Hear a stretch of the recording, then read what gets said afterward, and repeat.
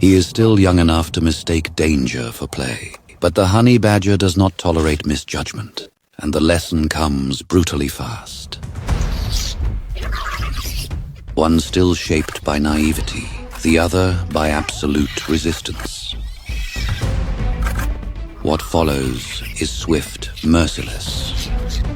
For an animal built to survive against overwhelming odds, there can be no half measures. From a distance, something shifts, a sound, a signal, just enough for the mother to know that something is wrong. The badger had barely claimed the moment. The mother returns, too late to save her cub, but not too late to answer its death. Her grip tightening and loosening with the chaos of rage, exhaustion, and grief. This is no longer a hunt, nor a defense. It is the fury of a mother confronting the irreversible.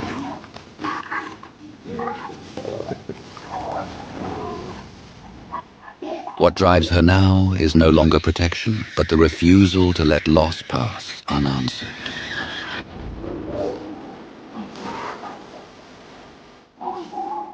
In this final clash, neither animal yields easily. One fights with the desperation of grief, the other with the hardened defiance that has kept it alive.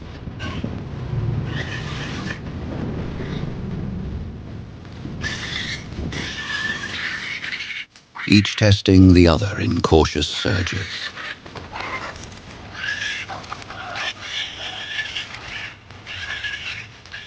It is the mother who carries the greater force, her aggression keeping the badger on the defensive and the balance of the fight in her favor.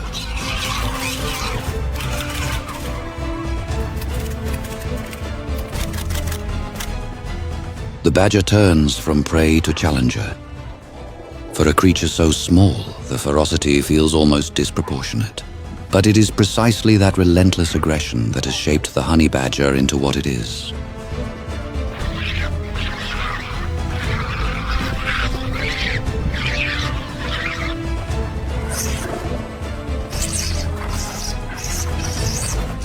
The violence slows into something more measured as distance opens between them, and each advance is answered by hesitation.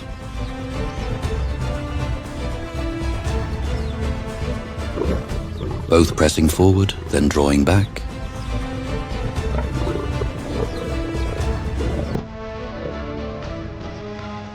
For a moment, the fight is no longer decided by force, but by nerve. By now, the badger carries the cost of the struggle on its body. It still resists, holding its ground before the leopard. But there comes a point when defiance gives way to instinct, and the badger turns at last toward escape. She lets the badger go, as though the fight no longer matters beside what first called her there. Instead, she turns back to the place that still holds her hope, returning not to victory, but to the unbearable possibility that something might yet remain, only to find that it does not. From the distance, a new threat begins to emerge.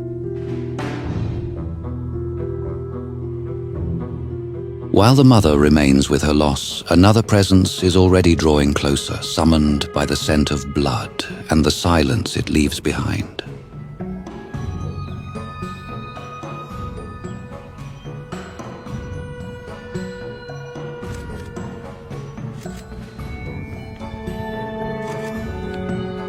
The moment it comes too close, the mother erupts at once, as if even now she cannot allow another step near what is still hers.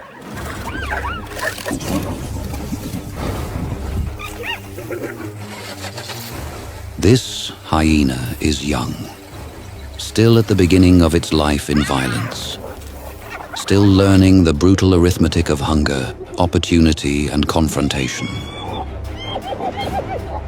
It comes not with mastery, but with boldness.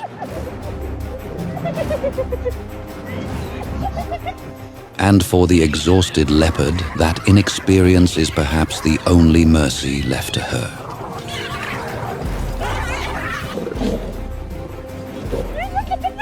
The mother does not surrender easily. She rises again and again. Each time the hyena closes in, she answers.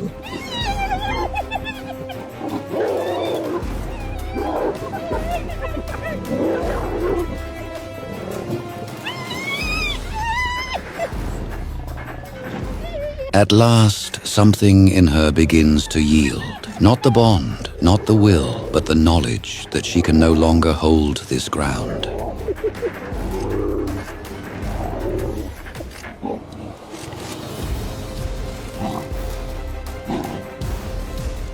She has given up the ground, but not her watch. Injured and spent, the mother can go no farther, and so she remains at a distance. She can do nothing now but witness the final cruelty of it, the slow erasure of what she had tried against all odds to keep from the world. The distance between them now holds the true weight of this ending, between the one who still sees a child and the one who sees only food, between a bond that has not ended and a world that does not recognize bonds at all. By now, the struggle has passed from one life to another, from one witness to the next, and what remains is neither justice nor closure, but survival.